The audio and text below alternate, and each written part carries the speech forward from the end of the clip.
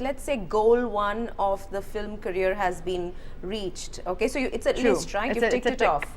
Tick. There's a tick. People now know who you are, and they like your family films, your family entertainers. You are aware. That big audience section of the audience is aware of you as a family kind of entertainer. Nice, you can go with the whole family, decent, attractive, little mix of all that, you know, not offensive. Okay, so you have that. Big fan following, seen as a hit, called a mascot for many film stars, whatever it is. Yeah. Okay, getting paid full price for films for special appearances. So that's tick one. Tick one. Tick two? So tick two would definitely be now the next step. Doing a little more intense cinema, doing films which will get a little bit more, prove yourself as an actress. Let's not live in a fantasy world also. Doing those kind of films are great, but you do need to show other aspects to your personality, which I think I believe I did with New York, and I got a fantastic response for it. So that also encouraged me now to look towards that kind of diversity. You want that, it's important to you personally. It is very important. Had New York not worked, I would have been questioning my decision. I would have been questioning myself as to why did I have the time of my life on the film? You know, what went on here? But seeing as New York got the same, they got the same response from the audience that it had from me, it was so reassuring that okay, no, I am correct in my feelings. So what is driving this desire? Is it ambition? The desire to be better. Is it an ego? It's the desire to be better. It's a desire to be better, and the desire for people to see, as an actor, not think of you as a wind-up doll. Is that somewhere something that's let me try and explain this. As an actor, you are an actor because you want people to know you and come and see you. Okay, that's the bottom line. Right. You love films. You want to be a part of this magical moment for these 2 hours in the cinema. But now I've come to that place where I feel I need people to see more of me. What I am. I'm not one-dimensional. Neither are you, nor is any human being. There are other dimensions to me, and I need to die when I will die, when my life is over. I need to know that I did everything and tried everything I could in my career while I had the opportunities. You know, imagine me saying, no, I will only do films with 5 songs, and I'll only do films with so-and-so actor and so-and-so actor.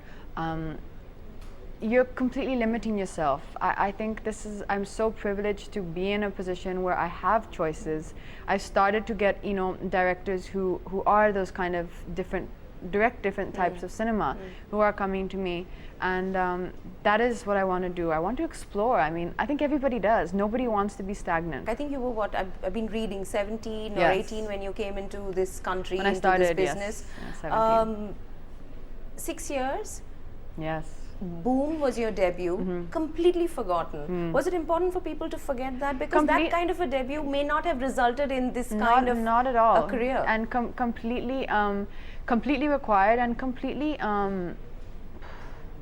what is the word to use? I mean, a lot of people say that it is really just destiny and in one's kismat, because it's not, that a debut like that could have finished a lot of people.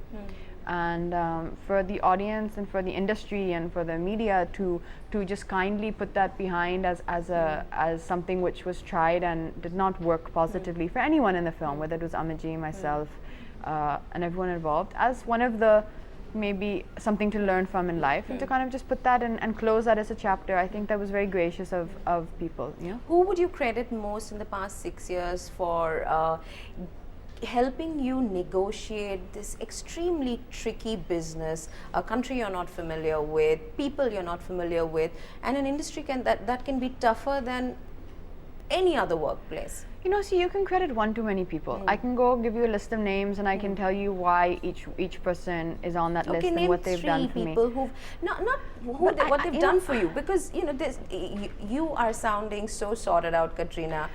No, it's but you know, amazing, and you must be what, 24? It's not in your control. You're 24, 25, yeah, now 23? this year, so yeah. It's not in your control. Where does this maturity come from? Because it comes from people around you. It comes from besides honestly, your own thinking? No. It comes from being level-headed and being realistic. I don't get carried away with success. I don't go home. How come? I would have got carried away if I was 17 and I got to taste the kind of success and because access of what that I've you seen. did. Because of what I've seen, and because probably I've come here as an outsider. I don't go home and think I'm a big star, and now, you know, and start throwing my weight around. I don't do that. I'm very careful about where I am in my life. I'm very conscious that I'm working hard and making steps towards bettering myself, even if it's just a little better with every film. It's realizing life, realizing that there's not a lot of logic. There's a lot of people who are beautiful, who are talented, who do not become or make it successfully in this film industry. So a lot of these things are not in our hands. This is, as we say, it's in your destiny. If you're blessed by God, or if God sees fit to give you what your heart happens to desire. There are a lot of people who have not made it and who are still not making it. There's no reason for it, and I can see that. I always see that. I'm like that way. I think I'm quite. I've always had my eyes open as to what's going around me. So do you touch wood all the time? We all do that as a joke, but honestly speaking, I pray a lot, and I'm a firm believer in that.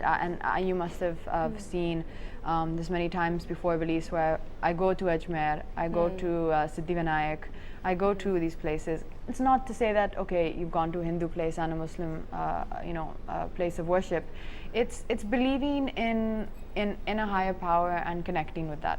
I think that's all it is. So, who are the 2-3 people who have perhaps You're not going to let me get away from that. No, because sometimes it's nice to say thank you. Now, I can go on and on. Okay, so that's not 3 people. You want 3 names.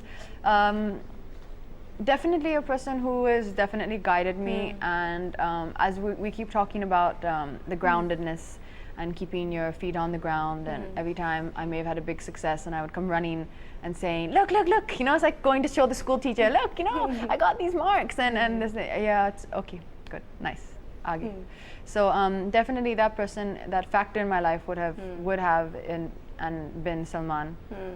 He's somebody who always he's actually, for himself he has different rules, but for me he's always been like that, very level-headed, and always he's been on the show, to, I'll tell you what he said anyway, go on. But he has been like that. For the way he talks, that's maybe different, but with me he has been like that. And even though he's not advised me and do this film, not do that film, those choices just kind of came naturally as a progress. Some he has, but not all.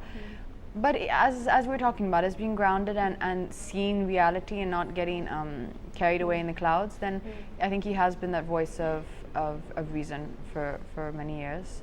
And Reshma Shetty, who runs a company called Matrix Entertainment, who manages my work. She is probably a person who knows every single little detail of my life, including the ones that shouldn't, that you don't want to know. And been there in the middle of the night when you're having your devastating times, and I've had my times of roaming down the streets crying, and walking down that St. Joseph's Road or whatever it's called there, St. Peter Dias Road, sorry, so I've had those times, and she's always the door I go knocking on, and she's been there in the good times, been there in the bad times, but the best thing about her is she reacts I think that's what you're saying. The people I surround myself with I am surrounded with in my life, they don't react much to the success, but they're very consistent in the bad times. I think that support and that system is very integral. If imagine being surrounded by people who go, success, yay, party, and then you're like, man, I didn't get this film, or something happens in your life and there's nobody there. The third name, no, you wanted. It's really up to you. Wait, I'm trying to find one for you. I think I'm going to say, and I mean, there would be maybe people who don't agree, but I think the third name for me definitely would be Akshay. When he kind of started doing films with me, our first film was so-so. It was an average film. It wasn't a blockbuster film.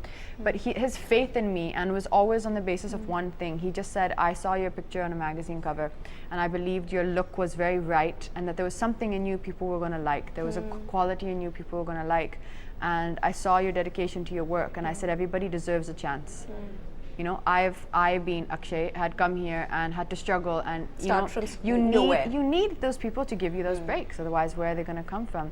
And he was really supportive to do a film after Humko Deewana, like Namaste London, which was completely a heroine-centric dominated film, and was the turning point in your career. It definitely was, for sure. And he did a film like that with me when I was really in that stage in the industry where I didn't have much support.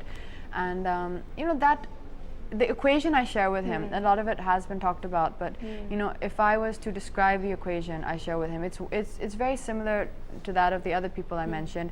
It's one of complete respect. There's And trust. and And trust. trust. There is a feeling, there's a certain sense of calmness when I see him. It's like when I see him, there's a certain sense of you know, it's comfort, it's respect. I have a lot of respect for what he's done and the way he's been there. And besides that, maybe it would have been different had it not also been for his wife, Twinkle.